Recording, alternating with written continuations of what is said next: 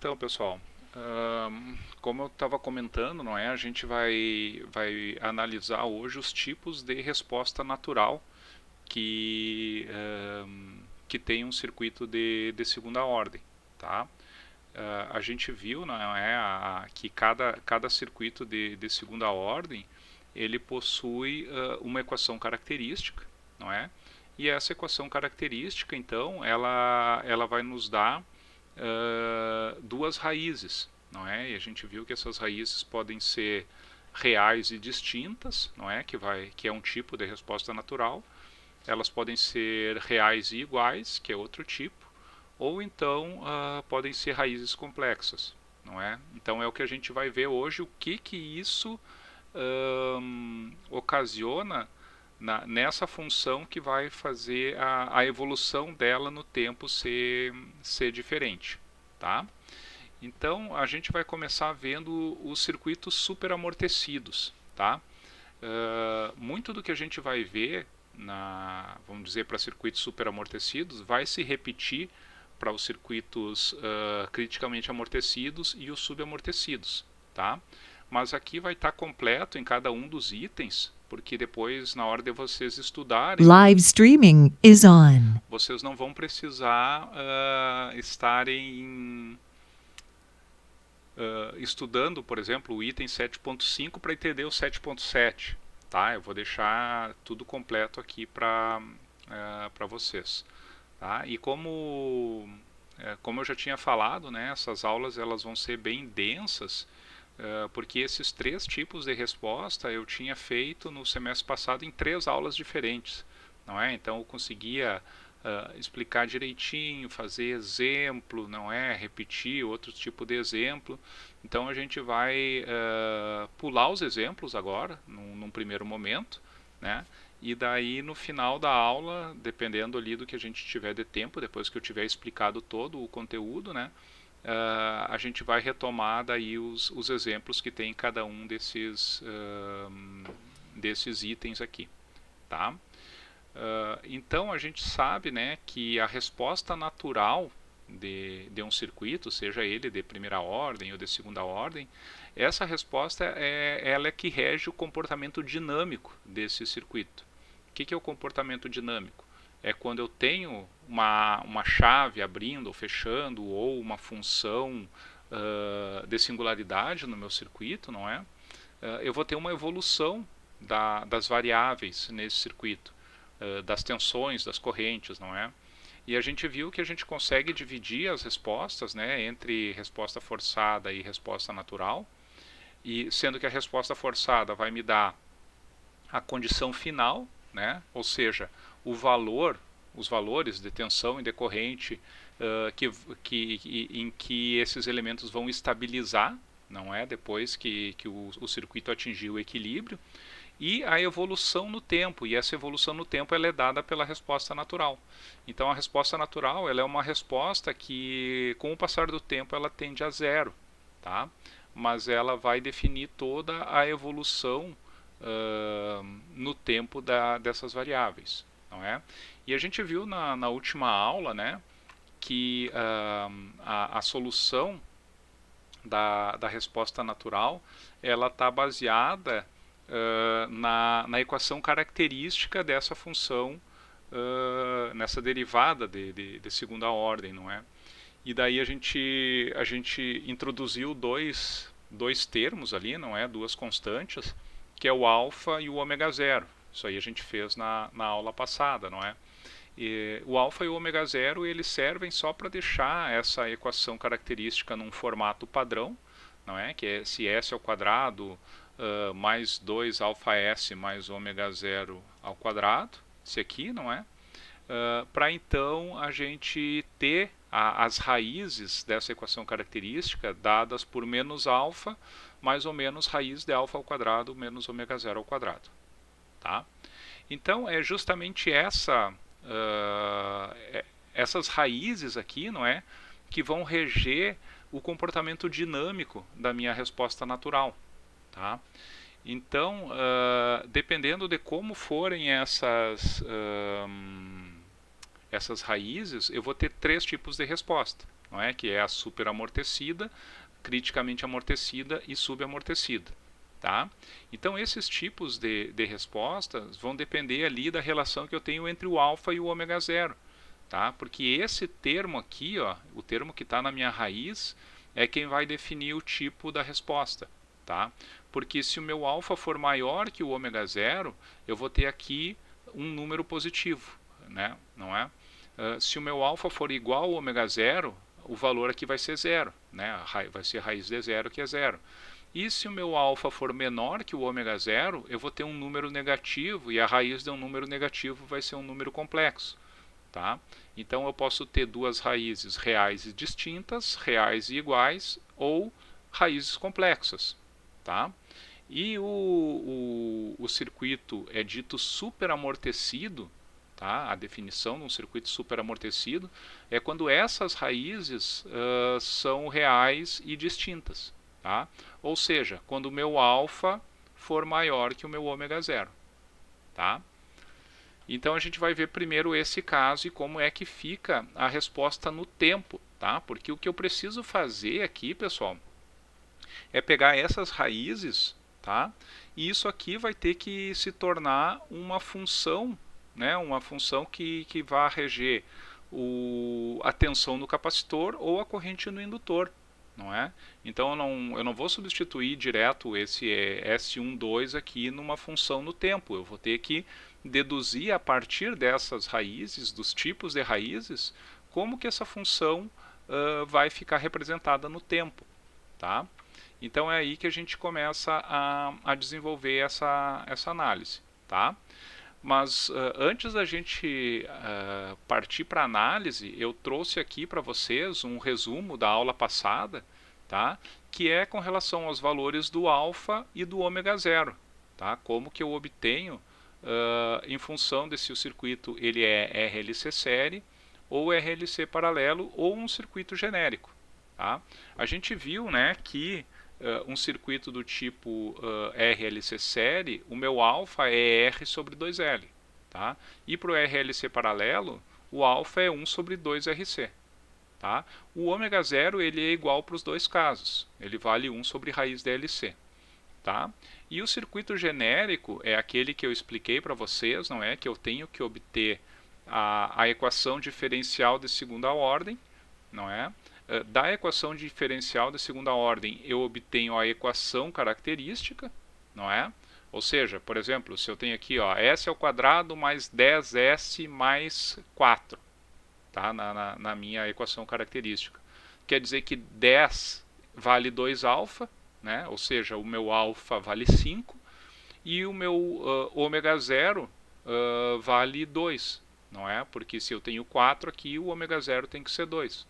Tá? Então, por exemplo, se eu cheguei nesse ponto, né, o meu alfa é 5 e o ômega zero é 2, alfa é maior que o ômega zero, eu estou numa condição superamortecida. Tá? Aqui eu queria chamar atenção para um detalhe, tá? Que é um detalhe, na verdade, fora da aula em si, mas uma questão que eu vou querer fazer com vocês nesse semestre. Tá? Esse semestre, como eu comentei, ele vai estar muito compacto, não é? A gente vai ter aulas aí muito densas e pouco tempo para resolver exercício e resolver lista. Então eu vou tirar fora da prova, tá? Eu vou tirar fora da prova a análise de circuitos genéricos, certo? Ou seja, as questões que vão aparecer na prova vão ser do tipo RLC série ou RLC paralelo, tá bom? Mas eu vou ensinar para vocês também o circuito genérico, como que ele é resolvido, tá? Tá, pessoal? Alguma dúvida, alguma questão?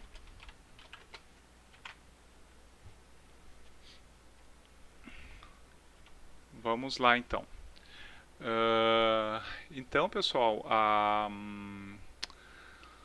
Quando eu tenho duas raízes reais e distintas, não é? Quer dizer que o meu S1 e o meu S2 vão ser dois números negativos, não é? Dois números reais negativos, tá? Então, eu vou ter duas exponenciais decrescentes, certo? Essas exponenciais decrescentes, então, elas vão representar aqui a minha resposta natural. Tá? Então, vocês podem ver aqui já como que ficaria a resposta natural de um circuito superamortecido. Tá? Ele tem essa característica aqui, certo? Então, ele não vai ter nenhuma sobreoscilação, mas ele vai ter uma característica de duas exponenciais decrescentes mesmo. E aqui, ó, na figura de baixo, deixa só eu tirar a minha carinha da frente, eu tenho aqui os três tipos de circuito, como que eles se comportam no tempo. Tá? Esse super amortecido é esse bem debaixo aqui. O criticamente amortecido ele tem uma sobreoscilação antes de estabilizar no valor final. E o subamortecido ele vai oscilar em torno do valor final antes de chegar a zero. Tá bom? Uma questão aqui importante, né, pessoal, que eu comentei com vocês na aula passada, é que essa resposta xn dt ela é válida tanto para a resposta natural da corrente no indutor quanto da tensão no capacitor. Tá? Então, por exemplo, se vocês estiverem equacionando um circuito em função da tensão no capacitor e vocês querem a corrente no indutor, vocês não precisam, depois de achar as raízes, né, depois de achar o S1 e o S2, não precisa equacionar de novo o circuito para a corrente no indutor, porque as raízes vão ser as mesmas, tá? Para todas as variáveis do circuito, na verdade. Tá? Então, o que vai diferenciar, não é, esse xn dt? Bom, se o S1 e o S2 são iguais, tanto para a tensão do capacitor quanto para a corrente no indutor, o que vai diferenciar são as constantes, não é? O A1 e o A2, tá? E também a resposta forçada, né? Então, a diferença aqui, né, é que, por exemplo, para a tensão no capacitor eu vou ter duas condições iniciais. E dessas condições iniciais eu vou achar o valor do A1 e do A2, tá? E para a corrente no indutor eu vou ter outras condições iniciais, que daí eu vou achar valores diferentes para o A1 e para o A2, tá? Mas as raízes são as mesmas, certo? Então, pessoal, esse aqui é o tipo mais simples de ser obtido, né? Porque se eu sair lá vamos dizer, da expressão aqui das minhas raízes, não é? Menos alfa, mais ou menos raiz de alfa ao quadrado, menos ômega zero ao quadrado. E eu já tenho ali, né, os valores do alfa e ômega zero nesse slide aqui, né? Então, quer dizer que, por exemplo, aqui eu vou achar um menos 3 mais ou menos 1. Tá? As raízes seriam menos 2 e menos 4. Certo? E daí a resposta natural de um circuito superamortecido seria A1 e na menos 2t mais A2 e na menos 4t. Certo? Claro que isso aqui não é a resposta final, não é? Porque eu vou ter que obter ainda os valores do A1 e do A2, certo? E os valores do A1 e do A2 eu preciso ainda ter as condições iniciais, não é? Que seria o xn d0 e a derivada do xn d0, e também a resposta forçada, porque eu só consigo obter A1 e A2 para minha resposta completa, e fica faltando aqui o termo da resposta forçada. Tá? Isso aqui é o que a gente vai ver então na próxima aula, como que se obtém a resposta completa. Mas agora a gente está interessado só na resposta natural. Tá bom? Bom, aqui eu tenho uns exemplos, tá? Então a gente vai ver isso aqui no final da aula, não é? Como é que ficam os exemplos. E vamos partir então para a nossa segunda resposta natural, que é o circuito criticamente amortecido, tá? No circuito criticamente amortecido, pessoal, eu tenho exatamente a mesma equação característica, não é? As mesmas raízes que eu comentei no item anterior, não é? E o que diferencia esse circuito é que nesse caso eu vou ter duas raízes reais e iguais, tá? E eu tenho duas raízes reais e iguais quando o meu alfa é igual ao meu ômega zero, tá? Porque quando alfa é igual ao ômega zero, esse termo aqui é zero e eu vou ter que S1 e S2 é igual ao menos alfa, tá? Mas aqui tem um problema, porque essa resposta ela não satisfaz as condições iniciais, tá? Porque eu vou precisar de duas condições iniciais para achar duas constantes. Então a gente vai ter que manipular matematicamente vamos dizer, esse tipo de resposta para chegar, né, em como que é a resposta no tempo realmente, tá? Eu posso dizer também que esse aqui ele é um caso bem específico, não é? Porque vai ser vamos dizer, um ponto limite entre o caso superamortecido e o subamortecido, não é? Então imaginem aqui que eu tenho, vamos supor que eu tenho um alfa constante e o meu ômega zero vai modificando, tá? Ele vai vindo aqui de zero e vai aumentando, não é? Então eu tenho todos os valores em que o meu ômega zero é menor que alfa, vão ser respostas superamortecidas. No ponto exato em que ele iguala, eu vou ter o caso criticamente amortecido. E à medida que ele aumenta, fica acima do valor do alfa, eu vou ter vários casos subamortecidos. Tá? Então por isso que eu estou dizendo aqui que ele é um caso específico que divide da resposta subamortecida da superamortecida. Tá? Aqui eu tenho de novo, como eu falei, eu ia colocar em todos os itens para vocês não precisarem ficar buscando, não é, em slides anteriores, mas novamente como que eu calculo o valor do alfa, do ômega zero e aqui para o circuito genérico, tá? Qualquer dúvida aí me perguntem. E agora a gente vai ver como que a gente passa vamos dizer, dessa situação em que eu tenho as minhas raízes reais e iguais e como que eu consigo interpretar isso de uma maneira, uma resposta no tempo, tá? E aqui, pessoal, o que eu vou mostrar para vocês é uma análise matemática, tá? Mas que vocês não vão precisar fazer a cada vez que forem resolver um circuito desse tipo, tá? O interesse de vocês vai estar lá na resposta final, tá? Eu poderia simplesmente aqui largar, não, a resposta natural do caso criticamente amortecido é essa, tá? É um polinômio de primeiro grau, tá? Mas aí não tem muito, vamos dizer, muita questão didática por trás. Então eu vou mostrar para vocês aqui como que a gente obtém essa resposta manipulando a equação diferencial de segunda ordem, tá bom?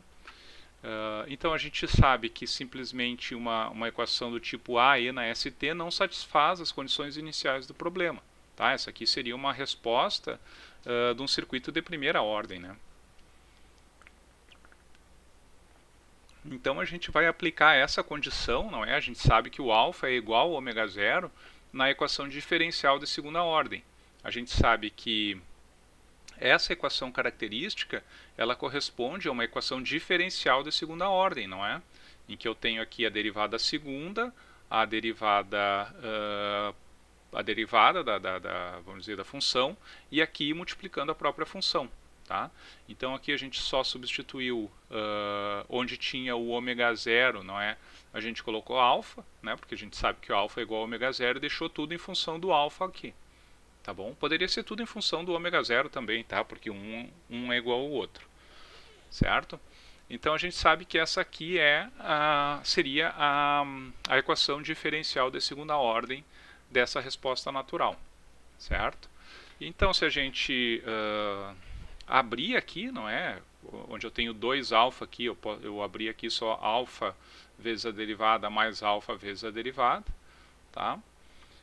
E assim a gente faz aqui uma manipulação matemática, não é? Em que eu tenho a derivada dessa função de primeira ordem aqui, mais alfa vezes a mesma função, tá?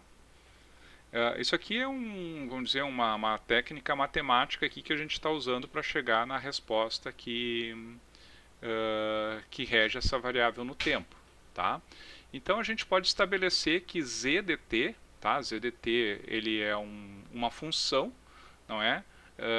Ele vale a derivada da resposta natural mais alfa vezes a resposta natural, tá? Por que a gente fez isso daqui? Para usar o z, não é, dentro desse colchete aqui, não é? Então a gente acaba tendo essa, vamos dizer, essa equação aqui, não é? A derivada do z mais alfa z igual a zero. Outra questão que a gente consegue entender, não é, dessa função aqui, se eu passar o alfa z para o outro lado da equação, não é? Eu vou ter que a derivada de z dt é igual a menos alfa vezes o z dt, tá? Isso quer dizer que o z dt ele é uma função que ele não muda quando é derivado, tá? Então ele é uma função do tipo exponencial. Eu posso representar ele dessa forma aqui, não é?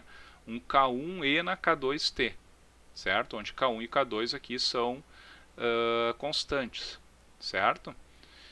Então, se eu derivar o meu z, não é? Que aqui eu tenho a derivada do z mais alfa z, então a derivada do z fica K2 vezes K1 e na K2t, mais o alfa vezes o z, não é? Que é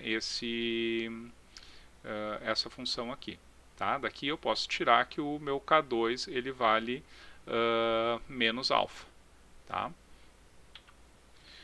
Assim, então, eu chego na expressão, né, do meu ZDT, onde ele vale K1 e na menos alfa t. Bom, eu vou indo rapidinho aqui, tá, pessoal? Como eu falei, vai ser denso e isso aqui não interessa muito para vocês, a obtenção dessas equações. Vocês têm que estar mais interessados lá na resposta final. Mas aqui fica para vocês todo o desenvolvimento, tá? Que daí depois, se vocês quiserem analisar, vocês têm aí todo o desenvolvimento, certo? Aqui é só dividir a equação toda por e na menos alfa t, não é? Para tirar aquele e na menos alfa t ali desse termo, não é? Eu passo a ter essa equação aqui, tá? Então a derivada de xn e na alfa t vai ser igual a K1, tá? Porque a derivada de xn e na alfa t é esse termo todo que eu tenho aqui, tá? Porque eu tenho e na alfa t vezes a derivada desse termo, não é? A derivada do produto aqui, não é? Então e na alfa t vezes a derivada do xn, e aqui e na alfa t vezes alfa, que é a derivada do segundo, vezes o primeiro. Tá? Então, isso aqui é como se fosse a derivada de xn e na alfa t, que é igual a K1. Logo, se eu integrar, não é, dos dois lados aqui para tirar essa derivada, eu faço a integral aqui de K1, fica K1t mais A2, não é? E eu passo aqui esse e na alfa t passa dividindo, né? Ele fica multiplicando e na menos alfa t. E aqui a gente só, como o K1 é uma constante, eu vou chamar ela de A1, tá? Porque chamar de K1 ou chamar de A1 tanto faz. Só para a gente não perder o padrão das constantes da resposta natural serem A1 e A2, tá? Então, pessoal, aqui a gente chega agora na resposta que nos interessa realmente, tá?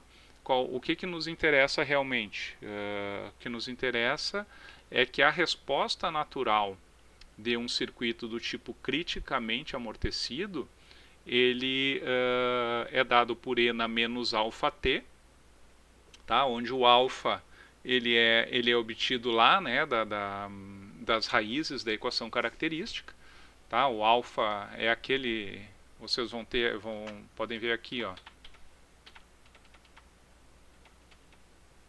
O alfa vale R sobre 2L para um circuito RLC série e ele vale 1 sobre 2RC para o circuito RLC paralelo, tá? Então, se vocês tiverem o série, vocês têm esse valor de alfa. Se tiverem o paralelo, vocês têm esse valor de alfa aqui, tá? Ou seja, sem precisar analisar nada matematicamente, tá? Vocês só vão pegar o valor do resistor, do indutor e do capacitor. Nada mais do que isso, tá? E daí vocês vão saber que a resposta natural é E na menos alfa t multiplicado por um polinômio de primeiro grau, ou seja, A1t mais A2, certo? Desse modo, então, né, eu chego nessa resposta natural, lembrando que o meu xn ele é válido tanto para corrente no indutor quanto para tensão no capacitor, tá? Da mesma forma que o anterior. E tudo isso aqui que está explicado aqui eu já expliquei para o caso passado, não é? Que o que vai diferenciar a corrente no indutor da tensão no capacitor são os valores de A1 e A2, não é? O alfa vai ser o mesmo para os dois, mas o A1 e o A2 vão ser valores que eu tenho que calcular lá na resposta completa usando as condições iniciais do meu circuito, tá? E aqui a gente tem o tipo de resposta, né, o criticamente amortecido, que é esse intermediário aqui, não é? Entre o subamortecido e o superamortecido. Certo, pessoal? Alguma dúvida aí por enquanto?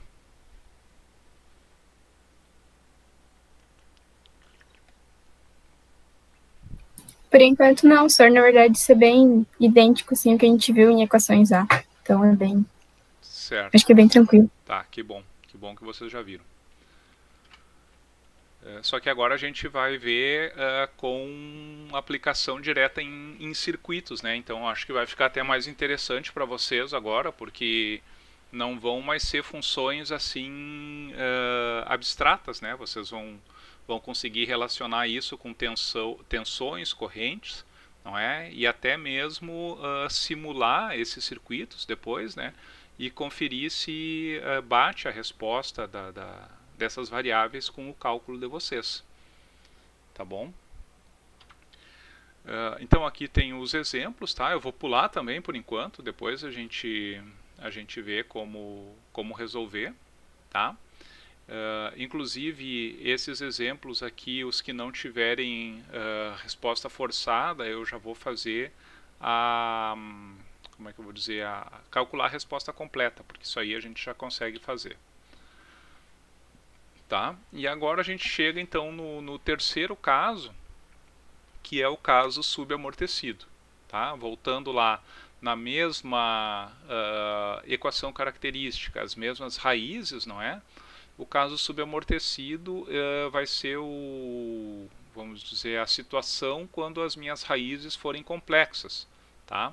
Ou seja, quando o meu alfa é menor que o ômega zero, não é? Eu tenho aqui um valor negativo, um número negativo. Logo, a raiz desse número negativo vai ser um número complexo. Tá? Então, a gente vai introduzir aqui para esse tipo de circuito, tá? Para o circuito subamortecido, um outro fator que é chamado de ômega D. Tá? O que é o ômega D? Ele se chama frequência natural amortecida. Tá? E ele é dado por ômega zero menos raiz de ômega zero menos alfa ao quadrado. Tá? Por que isso então? Porque as raízes, né, eu posso dizer, comparem aqui com essa equação aqui de cima, ó. Eu posso dizer que as raízes são menos alfa, que é esse termo aqui, mais ou menos j, né, porque o j é raiz de menos 1, vezes o ômega d, né, porque o ômega d aqui é como se fosse um menos esse termo aqui, não é? Ele é ômega zero menos alfa ao quadrado dentro da raiz, não é? É como se eu tivesse aqui em evidência um menos 1 multiplicando ômega zero ao quadrado menos alfa ao quadrado, não é? E daí se eu separar raiz de menos 1 vezes a outra raiz, ficaria raiz de menos 1, j, e a outra raiz é o ômega d, que é esse termo que eu defini aqui. Tá? Então, isso são só, vamos dizer, manipulações matemáticas para ficar mais, vamos dizer, eu vou ter respostas mais elegantes, não é, de alguma maneira, certo? Aqui, de novo, o mesmo slide, não é, pessoal, para vocês terem os valores do alfa e do ômega zero. E aqui só eu entro agora, não é, com o ômega d, tá, que é essa frequência natural amortecida, tá, que é dada por essa equação aqui, certo? Isso aqui vale, então, para todos os circuitos, RLC série, paralelo. E o genérico aqui, o genérico eu teria que obter o alfa e o ômega zero para calcular o ômega d específico dele. Então, pessoal, se eu pegar aquelas raízes complexas, não é? O alfa mais ou menos j ômega d e substituir no lugar do S1 e do S2 da minha resposta natural, eu chego nessa resposta aqui, não é?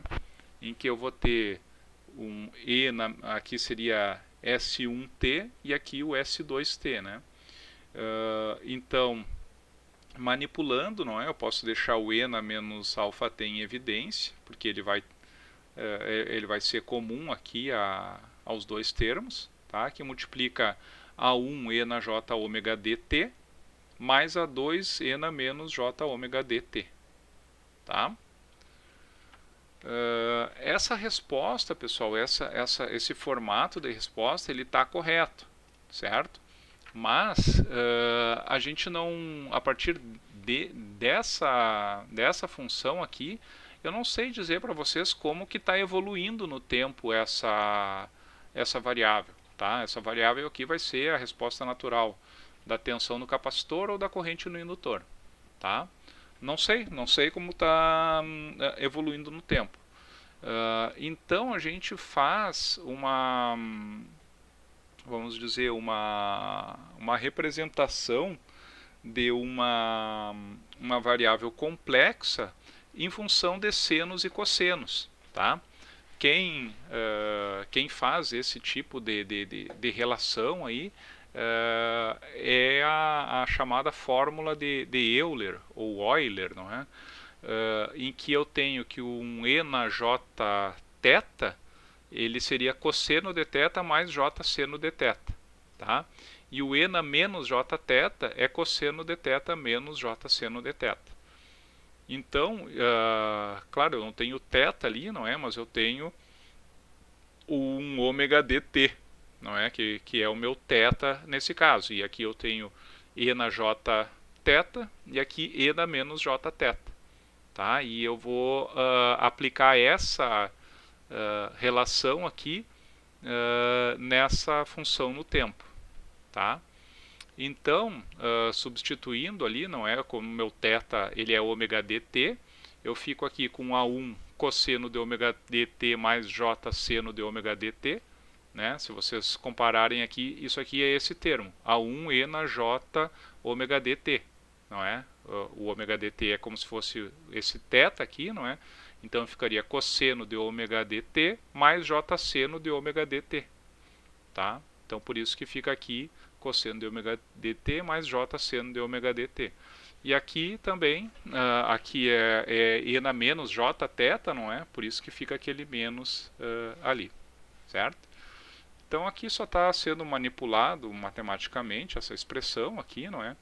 Para juntar tudo que multiplica cosseno de ômega dt e o que multiplica seno de ômega dt, certo? Aqui o meu A1 e o meu A2 eles são constantes arbitrárias, tá? Então aqui a gente simplesmente define novas constantes para simplificar essa expressão, tá? Então aqui na hora da gente, como é que eu vou dizer, manipular matematicamente a resposta natural de um circuito subamortecido, eu vou ter constantes aqui com outro nome, tá? Que seriam o B1 e o B2, porque eu já estou usando o A1 e o A2 aqui nesse desenvolvimento, tá? Mas tanto faz, aqui onde tem B1 eu também poderia chamar de A1 e aqui eu poderia chamar de A2, tá? Porque são constantes e são arbitrárias, tá? Mas o que me interessa então aqui no final dessa análise é a resposta no tempo, tá? Então eu tenho que a resposta natural de um circuito do tipo subamortecido, ele é um E na menos alfa t, que multiplica B1 cosseno de ômega dt mais B2 seno de ômega dt, tá? Como eu falei, B1 e B2 aqui vocês podem chamar de A1 e A2, tá? Podem chamar do que vocês quiserem, certo? São constantes. Mas aqui a gente tem o alfa, não é? Que é obtido lá dos valores de resistor, indutor, capacitor, e o ômega d, não é? O ômega d, lembrem que é aquele raiz de ômega zero ao quadrado menos alfa ao quadrado. Tá? Então vocês vão achar também lá no começo da análise de vocês. Por exemplo, vão achar alfa menos 1 e o ômega d 5. Então isso aqui fica E na menos T, multiplica B1 cosseno de 5T mais B2 seno de 5T. Tá? E tendo então, não é, essa expressão aqui, a gente chega de novo, né, naquela explicação que eu já fiz para os dois itens anteriores, não é? Que aqui eu só preciso calcular as constantes arbitrárias, não é? O B1 e o B2, que eu vou obter lá para a resposta completa aplicando as condições iniciais e a resposta forçada, certo? Aqui a gente pode ver de novo o que resulta, não é, no tempo esse tipo de resposta natural, não é uma resposta oscilatória porque ela é composta de senos e cossenos e ao mesmo tempo ela é uma exponencial decrescente, certo? Ou seja, ela é uma exponencial decrescente que multiplica um termo oscilatório, certo? Então, por isso que essa resposta natural ela oscila, mas vai tendendo a zero. Tá? À medida que o tempo vai passando, esse termo aqui vai tendendo a zero. Não é? Esse termo aqui de dentro, ele tenderia a oscilar infinitamente. Não é? Mas aqui eu tenho uma exponencial decrescente que faz ele tender a zero. Tá? Por isso, então, que a característica principal da resposta subamortecida é que ela oscila em torno do valor final, não é? Antes de estabilizar nesse valor final. Tá? O circuito criticamente amortecido ele só, vamos dizer, ultrapassa uma vez, não é, o valor de referência e depois estabiliza no valor de referência. E o superamortecido nem passa do valor de referência, não é? Ele simplesmente tem uma característica aqui nada oscilatória. Tá? E com isso, então, né, pessoal, a gente deu uma repassada aqui rápida, né, em torno dos três tipos de resposta. Tá? Então, o que eu vou fazer agora, eu vou pegar um exemplo de cada um desses aí e vou mostrar para vocês como que a gente sai da análise do circuito, não é? Para chegar então na resposta natural, tá? E a ideia aqui então é a gente trabalhar com circuitos que só têm resposta natural, que não tem a resposta forçada, tá? Então dessa forma eu consigo analisar o circuito como um todo, certo? Antes da gente começar, alguma dúvida, pessoal? Algum questionamento ou alguma curiosidade?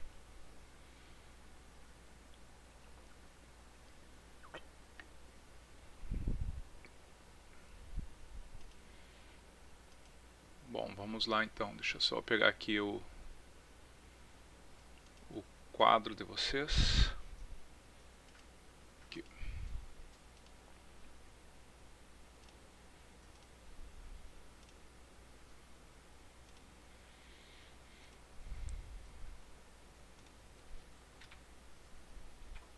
A gente vai começar, pessoal, então lá com o caso superamortecido, tá?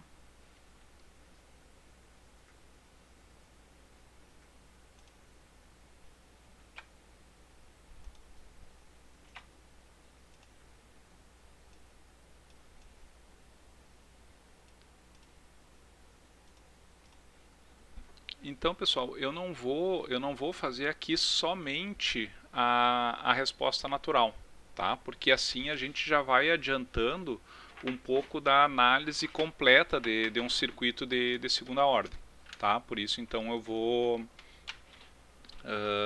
analisar ele desde a obtenção ali das condições iniciais, da resposta forçada, da derivada da condição inicial, tá? Para vocês pegarem bem essa análise aí, certo?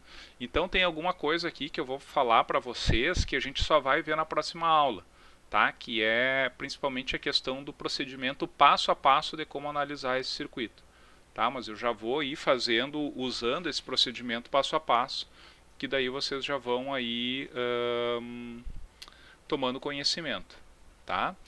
Então o primeiro passo para analisar esse circuito é obter as condições iniciais.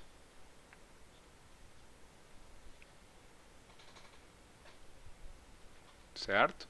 As condições iniciais, elas são o que eu chamo ali, né, do meu x de zero,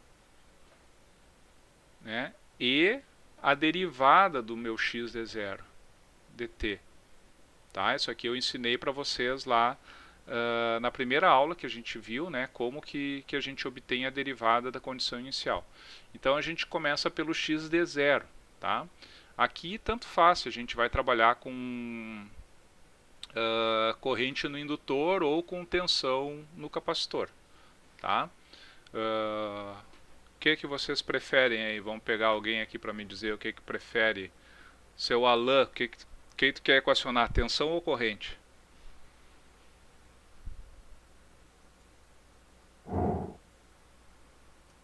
Vamos ver aqui, corrente, beleza.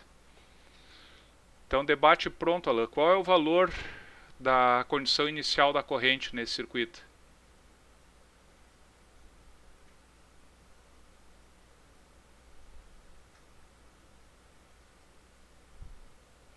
Alguém sabe me dizer, debate pronto, sem equacionar nada? 2? Não.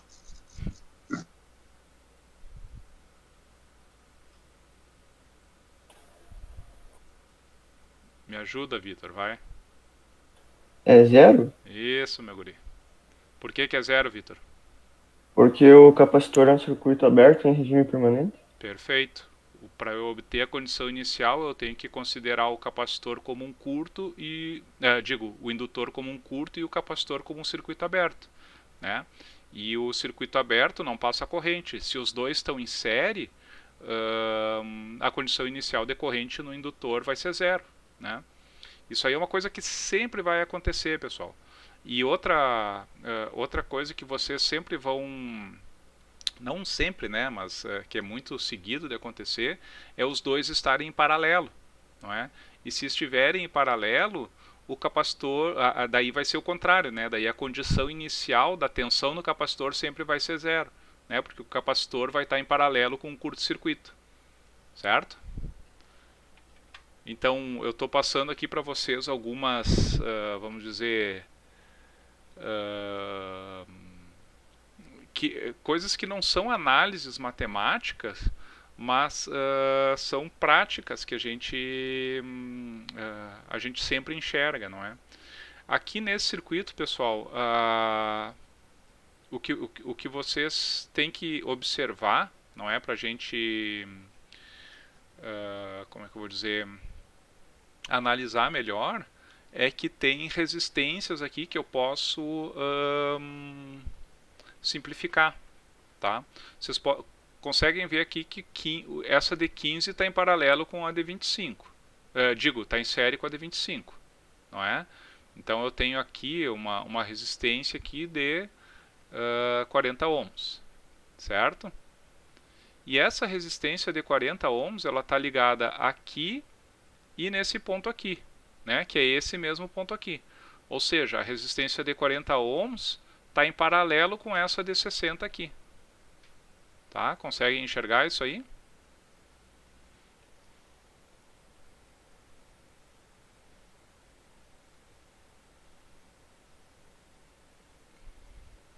Então eu passo a ter esse circuito aqui, ó.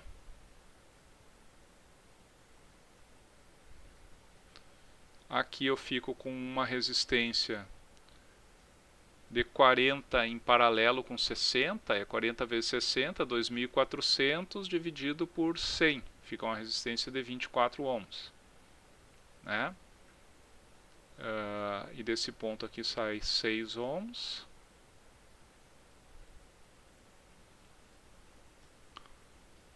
Aqui está o indutor, que é um curto, e aqui estaria o capacitor, que é o circuito aberto.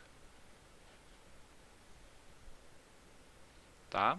Então aqui estaria o meu IL de 0 e aqui estaria o meu VC de 0. Tá, pessoal? Então, a gente já viu que o IL de 0 é 0, né? Porque o indutor está em... isso aqui seria o 0 menos, né? Porque eu estou analisando aqui para T menor do que 0. Né? Então, meu IL de 0 menos é 0. Mas eu sempre vou ter que obter, pessoal, as duas condições iniciais da corrente no indutor e da tensão no capacitor. Tá? Porque a condição inicial da tensão no capacitor vai me ajudar a calcular a derivada da condição inicial da corrente no indutor. Tá? Então, é um ponto que vocês sempre vão ter que calcular, além da condição inicial da variável que vocês querem, também a outra condição inicial do outro elemento. Tá? Aqui o meu VC de 0, né, pessoal, eu vou ter aqui nesse resistor aqui, ó, 16 volts, né?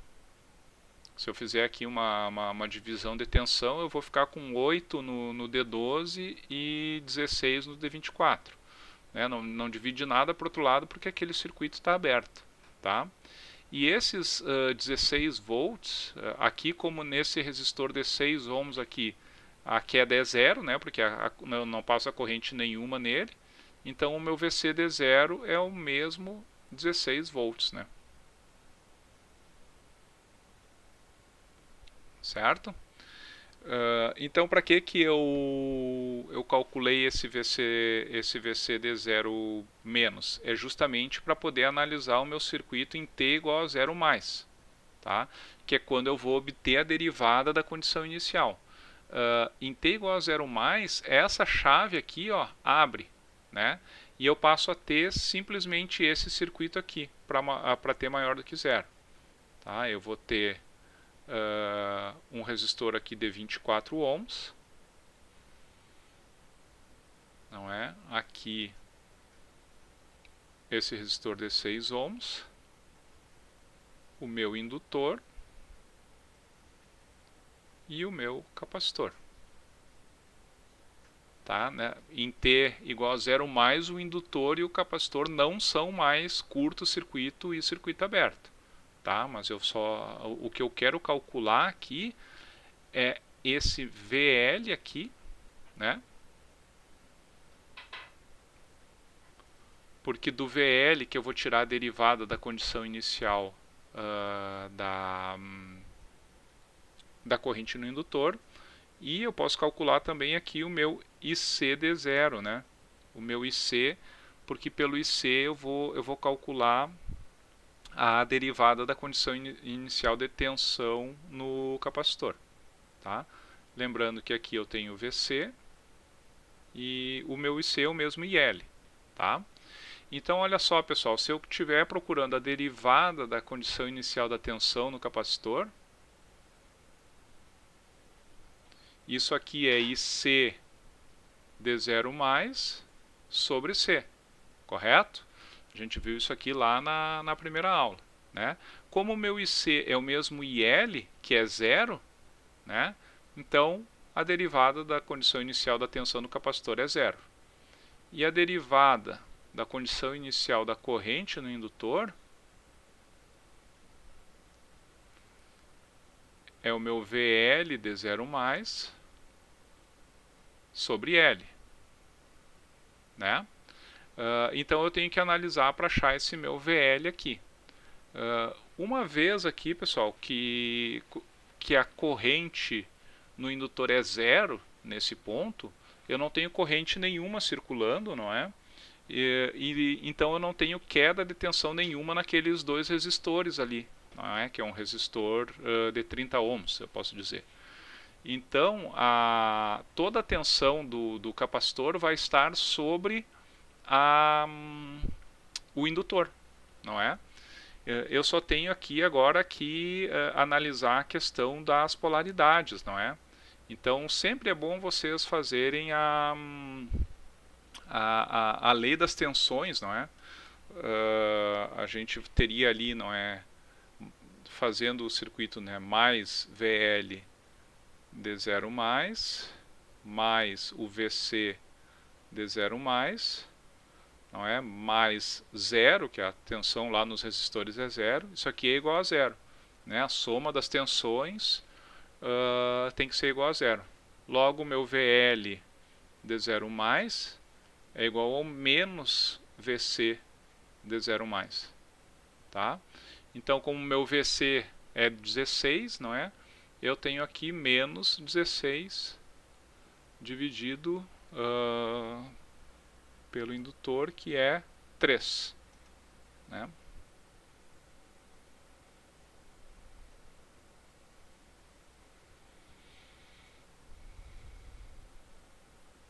Tá, vou deixar indicado assim por enquanto. Bom, calculei aqui a condição inicial, não é? E aqui a derivada da condição inicial, isso aqui sendo amperes por segundo. Agora, pessoal, eu vou ter que analisar para t maior do que zero o meu circuito, que é esse aqui, né, que eu já redesenhei aqui, e tenho que verificar se ele é um circuito do tipo RLC série, RLC paralelo, ou é um circuito genérico, não é? Então aqui a gente consegue ver facilmente, não é? Facilmente depois que eu fiz aquela associação de resistores, não é? Porque aqui no circuito original talvez vocês não enxergassem que fosse um circuito do tipo RLC série, não é? Mas ele se tornou RLC série depois que eu associei os resistores, não é? Então ele seria um RLC série com R igual a 30 ohms, o L é 3 Henry, não é? E o C é 1 sobre 27 Farad, tá? Agora eu preciso ver lá no meu circuito LC série qual é o valor do alfa e do ômega zero, né? Então vou pegar aqui na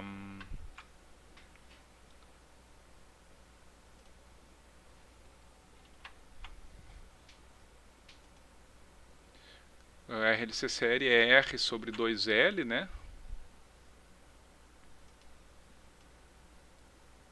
Então o alfa é R sobre 2L. Então meu alfa é 30 dividido por 6, que é 5. Não é? E o ômega zero é 1 sobre raiz DLC. Não é? Que é raiz DLC seria 27 dividido por 3, 7 por 3, 9, raiz, ficaria raiz de 9, né? Que é igual a 3. Tá? Então aqui eu tenho o caso onde o meu alfa é maior do que o ômega zero, o que me diz que o xn dt, ele é igual a um A1 e na S1t mais um A2 e na S2t, certo? Então agora eu vou pegar aquela equação lá dos slides também, que é do S12, em função dos valores de alfa e ômega 0.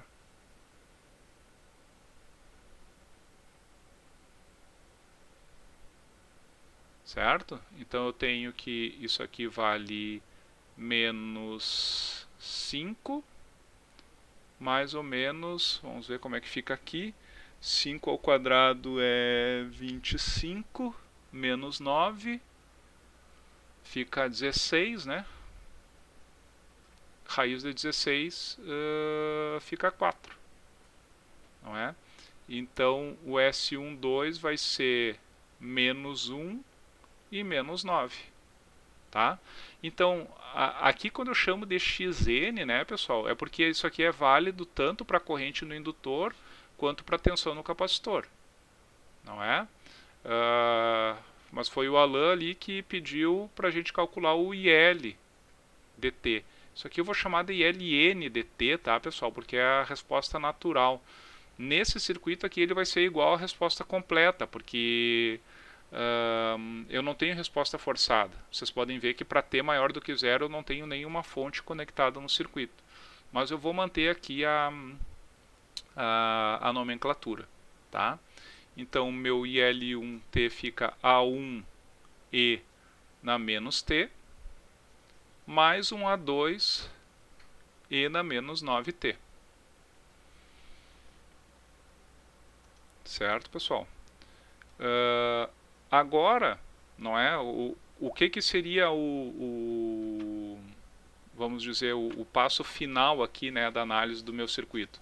Eu teria que ter também a resposta forçada. A resposta forçada é 0, tá? Então, uma vez que eu só tenho a resposta natural, eu posso calcular os valores de A1 e A2 em função das condições iniciais, tá? Eu sei que o meu o ILD0, né, é 0. Então, ILD0 ele vai ser igual a A1 que multiplica E na menos 0, né? Então fica só A1 mais A2 E na 0, né? Isso aqui, A1 mais A2 é igual a 0. E agora eu preciso derivar a minha função, né? Ficaria menos A1 E na menos T menos 9A2 E na menos 9T, né? E aqui então agora eu substituo a derivada da condição inicial, né? A derivada da condição inicial vai ser igual a menos A1 menos 9A2, não é? Que vai ser igual lá a menos 16 terços.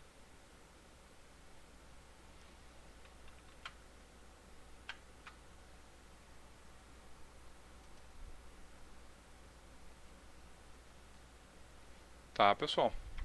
Então agora a gente só precisa aqui resolver essa função, não é? Eu posso ali, deixa eu ver como é que dá para fazer isso aqui, somar as duas. Isso que eu ia falar. Só soma as duas, né? Fica menos 8A2 igual a menos 16 terços, né? Então a gente tem aqui que, vamos ver quanto é que fica isso. 2 terços, né?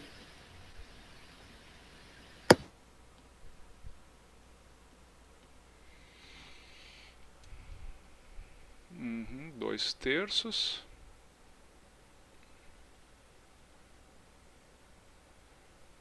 E o A1 é menos 2 terços, né? Porque A1 mais A2 é igual a 0. Então, né, pessoal, se a gente pegar agora aqui vamos dizer, o ponto culminante final aqui, né, da nossa análise, o ILN dt, a gente substitui os valores de A1 e A2 na função, né? Fica A1 é menos 2/3, que multiplica E na menos T, mais 2/3, que multiplica E na menos 9T.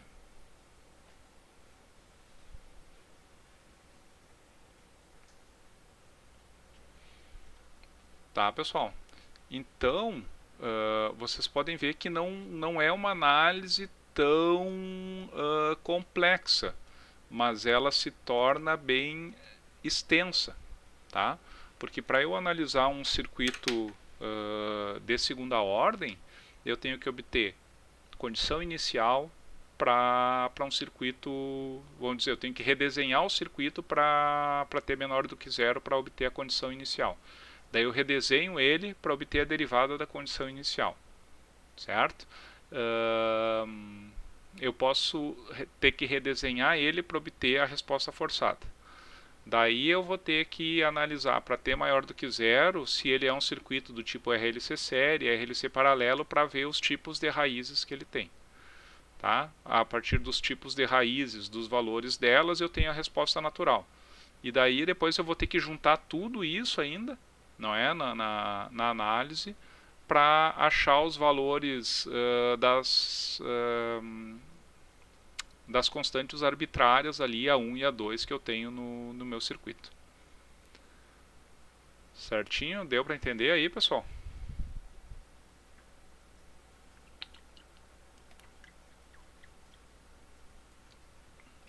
Se eu largar agora um desses aqui, vocês conseguem resolver para mim?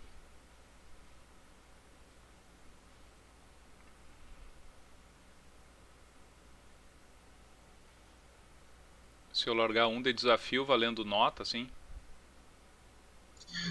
Professor, quando a gente está analisando o circuito para ter zero mais, a gente tem que retirar as fontes ou não? Depende, Davi, se tu tem fonte conectada para t maior do que zero, tu não tira, tá? Tu só vai retirar Live streaming has stopped. tu só retira as fontes quando tu vai obter a resposta natural, tá? A derivada da condição inicial, tu mantém as fontes que estão conectadas para t maior do que zero, tá? Nesse caso aqui não tinha fonte nenhuma, porque esse aqui é um circuito que para t maior do que zero ele desconectou todas as fontes, quer dizer que é um circuito que não tem resposta forçada. Mas Certo, então eu mantenho para calcular as derivadas, aí eu tiro para calcular a resistência e calcular a resistência em cima dos componentes, é isso? Isso. Deixa eu te mostrar aqui, deixa eu dar um spoilerzinho aqui da próxima aula, só para tu ver que...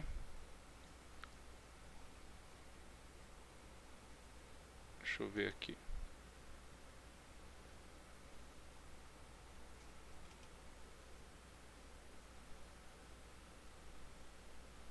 Não, tem muita tem muito slide aqui, eu vou passar o resto mais uma hora só falando disso.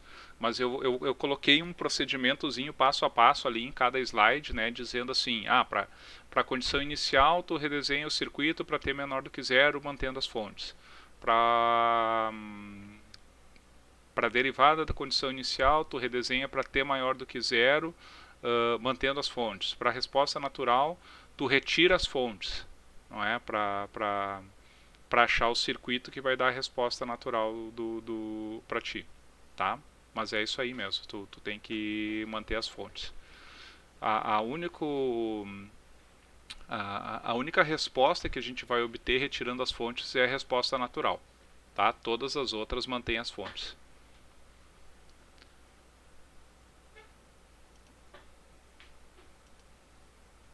Eu vou pegar aqui, pessoal, então, mais um exemplo.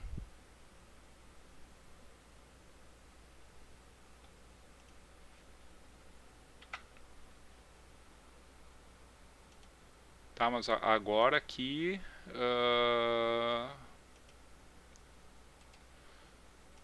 O interessante é ter um pouquinho mais de interação, tá? Porque agora vocês já viram como fazer, né? Então, espero aí a participação de vocês. Tá? Então, vamos analisar esse circuito aqui. Seguindo aquele passo a passo, né, que eu comentei com vocês, né? Eu tenho que analisar primeiro a condição inicial, né? Para t menor do que zero, com os meus elementos estáveis, tá? Então eu vou redesenhar aqui o circuito, não é? Para t menor do que zero. Eu teria aqui esse resistor na esquerda, tá? Que ele vale 1 ohm. Aqui o meu indutor seria um curto, né? E o meu IL de zero estaria aqui. Tenho aqui o resistor e uma fonte de 6 volts.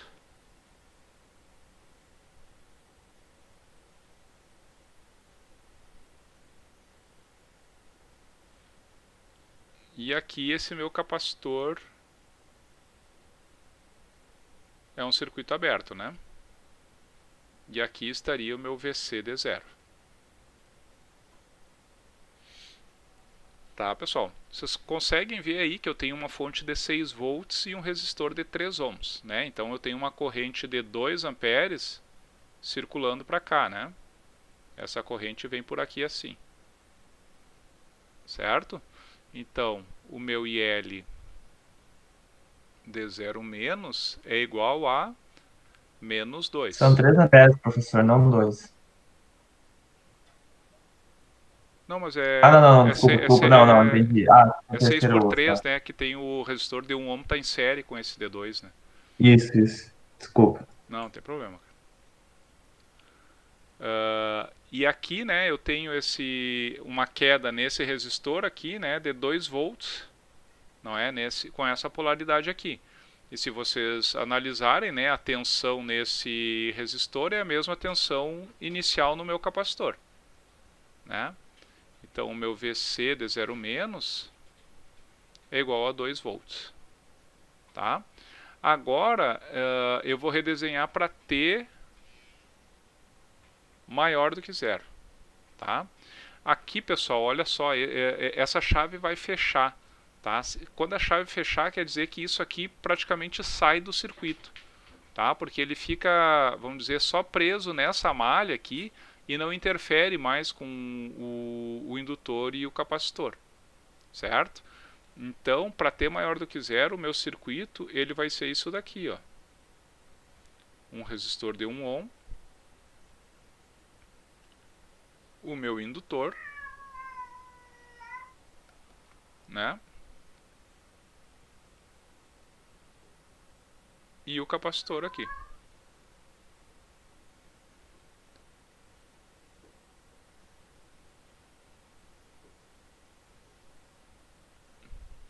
Lembrando, né, pessoal, que eu quero saber a corrente no meu capacitor, né, e a tensão no meu indutor. Isso aqui para a derivada das condições iniciais.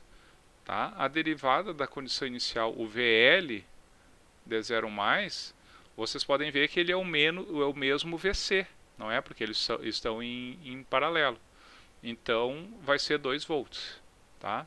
Então, daqui eu tiro que a derivada da condição inicial da corrente no indutor é o meu VL de 0 mais sobre L.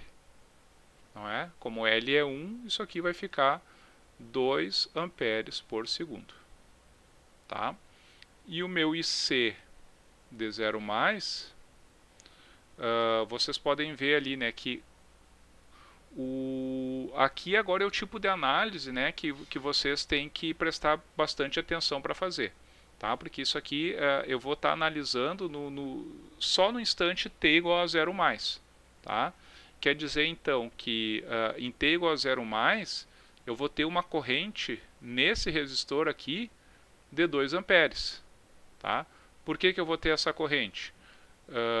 Porque a tensão no capacitor ela vale 2 volts, né? Então 2 volts sobre 1 ohm, eu tenho 2 amperes naquele resistor. E a corrente que sai do indutor aqui, ó, ela está indo nesse sentido, né? Ela vale 2 amperes também, não é? Então se eu analisar esse nó, eu tenho IC mais 2 saindo e 2 está entrando. Então o IC tem que ser igual a 0, né? Então a derivada da condição inicial da tensão no capacitor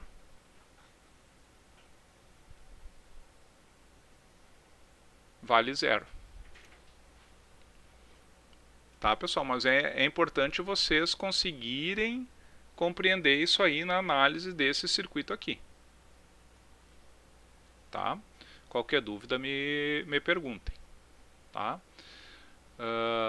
Uma vez que eu tenho as condições iniciais, eu analiso o circuito, né? Vocês podem ver que ele é um RLC do tipo paralelo, né? Onde o R vale 1, o L vale 1 e o C vale 1/4. Agora eu preciso dos valores do alfa e do ômega 0. Né? Um circuito RLC paralelo, deixa eu pegar aqui como é que fica a equação. O meu alfa é 1 sobre 2 RC.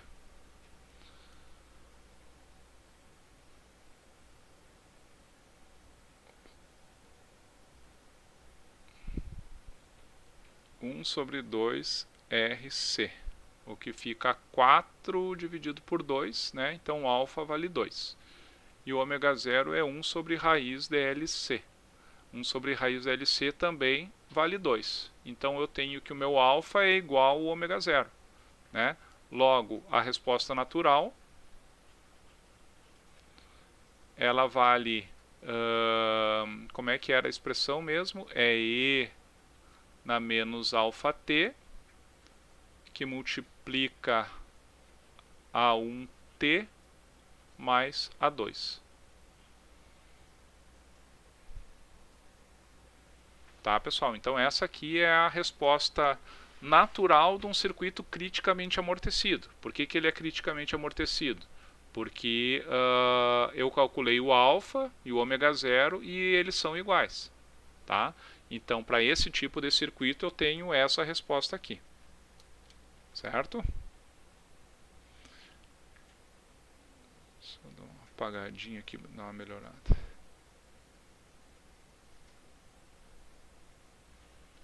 Bom, agora calculamos o que aqui, pessoal? Vocês querem a tensão no capacitor ou corrente no indutor?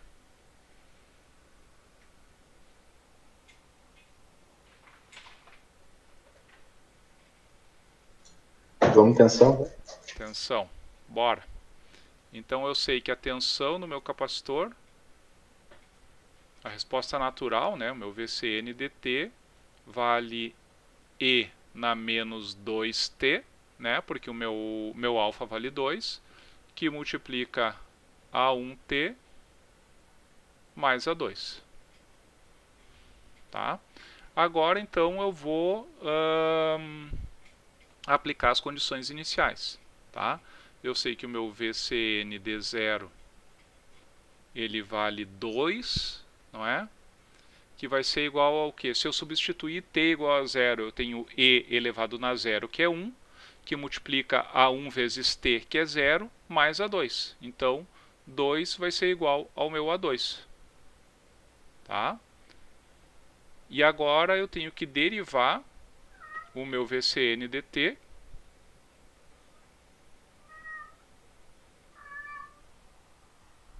o Galileu está chorando aqui. Vou apresentar para vocês depois o Galileu, meu gato. Vamos ver como é que fica isso aqui, pessoal. A derivada do produto, né? Fica menos 2e na menos 2t, que multiplica A1t mais A2, mais o e na menos 2t, vezes a derivada daquele polinômio, né, que é A1. Substituindo t igual a zero, então, a derivada do VCN d0 dt, eu tenho aqui menos 2 vezes 1 vezes A2. Então, menos 2A2. Me ajudem aí se eu estiver fazendo alguma coisa errada, tá? Mais A1. Que na menos 2t vale 1 vezes A1. Isso aqui vai ser igual a derivada da condição inicial é zero. Então, isso aqui vale zero. Então, como o A2 vale 2, eu tenho aqui menos 2 vezes A2 é menos 4, A1 vale 4.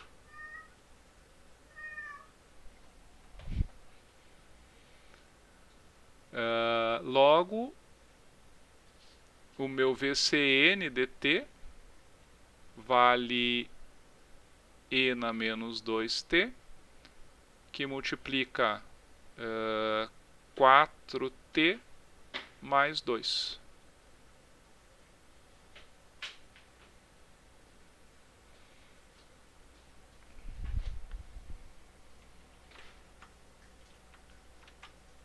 Certo, pessoal? Então, aí mais uma vez esse procedimento, tá? Vocês podem ver que ele segue sempre o mesmo padrão de resolução, né? Aqui a única diferença que a gente vai ver na próxima aula é quando eu tenho a resposta forçada, né? Porque daí a minha resposta completa vai ser composta da natural mais a forçada. E só da resposta completa eu posso obter as constantes arbitrárias. Tá? Então tudo isso que eu estou calculando no final aqui, o cálculo do A1 e do A2, eu teria que considerar mais a resposta forçada na minha análise. Certo? A gente... Se fosse tipo, calcular pela corrente do indutor, daí também encontraria, né, o alfa e o... Ai, meu Deus, o outro ali. O ômega zero. O ômega zero como 2, né? Tipo, a raiz da equação é a mesma, né? Só daí mudaria o A1 e o A2. Perfeito, Julia, é isso aí mesmo. O Tá, alfa e o ômega zero, eles valem, tu pode ver ali que ele não tem nem indicação se é para tensão do indutor ou se é para corrente, se é para tensão no capacitor ou corrente no indutor. Ele é só alfa por e ômega causa zero. do tipo de associação. Porque... Tipo, que é paralelo, no caso. Sim, sim. Quando eu... Peraí que bugou aqui. Aqui, ó. Se tu pegar essa expressão aqui, né? Deixa eu só circular ela aqui para ti. Por isso que eu chamo de xn aqui. Tá? Porque ele é válido tanto para a tensão do capacitor quanto para a corrente no indutor. Tá? Eu poderia fazer a corrente do indutor da mesma forma, né? Onde a corrente, só chamada ILDT aqui, tá? É E na menos 2T, que multiplica a 1T mais a 2. Tá? Mas agora eu teria uma condição inicial diferente, né? Eu teria que a condição inicial de corrente é menos 2. Né? Então, o meu IL de 0 seria menos 2, né? Que seria igual a 2. Tá? E a derivada do IL de 0 seria, no caso aqui, 2, né? E daí eu teria que fazer a derivada ali, que é a mesma que eu fiz, né? Que é menos 2 mais a 1. Menos 2A2 mais A1. Né? Então aqui eu teria menos 2 vezes menos 2, eu teria 4. Passo para o outro lado menos 4. Então A1 é menos 2 aqui. Né? Então, por exemplo, eu teria que o meu IL dt seria E na menos 2t, que multiplica Aqui os dois valem menos 2, né? Então, menos 2t menos 2. Viu? Então, elas são bem parecidas, né? Só muda os valores do A1 e do A2. Sim, certo. Obrigada. Nesse caso, a tensão no capacitor é a mesma equação da tensão no indutor ou é só para esse momento? Tu tá falando de tensão e tensão mesmo? Isso. Não, porque aqui eu calculei corrente no indutor e tensão no capacitor. Mas nesse caso eu estou perguntando porque os dois estão em paralelo. Então a equação fica a mesma para os dois ou Perfeito, outra? perfeito. Isso aí é o que eu ia mostrar agora para vocês. Que bom que tu comentou. Olha só, ó, pessoal, se eu analisar esse circuito aqui, ó, o indutor ele está em paralelo com o capacitor, certo? Então, vamos supor que eu tivesse calculado só a corrente no indutor, tá? E eu quero saber também a tensão no capacitor. Eu posso obter a tensão do capacitor fazendo meu VC dt igual o meu VL dt, né? Que é igual a L vezes a derivada da corrente. Certo? Então vamos ver como é que fica aqui, ó. O L vale 1, né? É 1 Henry, vezes a derivada da corrente. Eu vou derivar ali aquela expressão, né?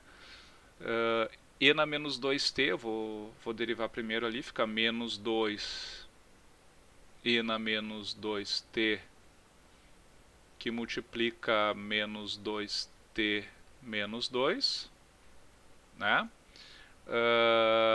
Mais e na menos 2t, né? Que é o primeiro vezes a derivada do segundo.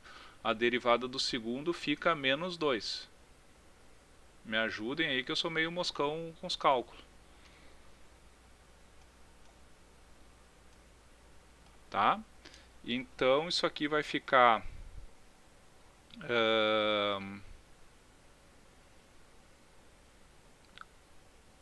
como é que fica isso aqui? Eu vou deixar o e na menos 2t em evidência, tá? E na menos 2t vou deixar em evidência. Fica aqui menos 2 vezes menos 2t fica 4t. Menos 2 vezes menos 2 fica 4. Né? E lá o outro termo eu tenho menos 2, né? Então isso aqui vai ficar e na menos 2t, que multiplica 4t mais 2.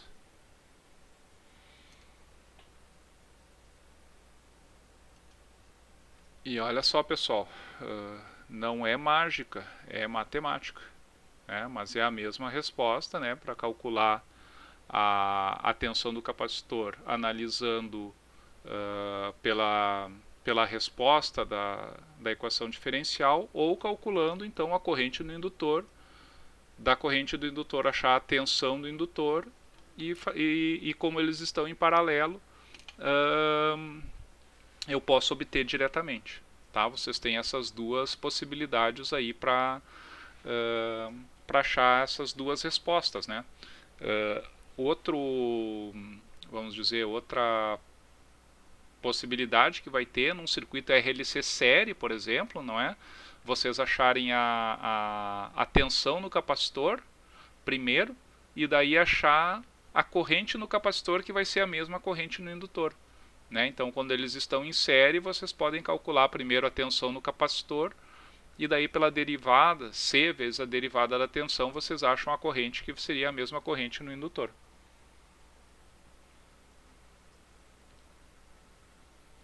Certo, pessoal? Isso aí vocês podem usar tanto um método de análise quanto o outro. Mas foi bem levantada a questão. Tá, pessoal? Então, eu vou deixar o subamortecido para vocês fazerem daí só um subamortecido para vocês fazerem como tarefa dessa aula, tá? E daí eu vou dar a resposta também lá para vocês conseguirem conferir se fizeram certo. Tá? Alguma dúvida a mais aí, pessoal, da aula de hoje?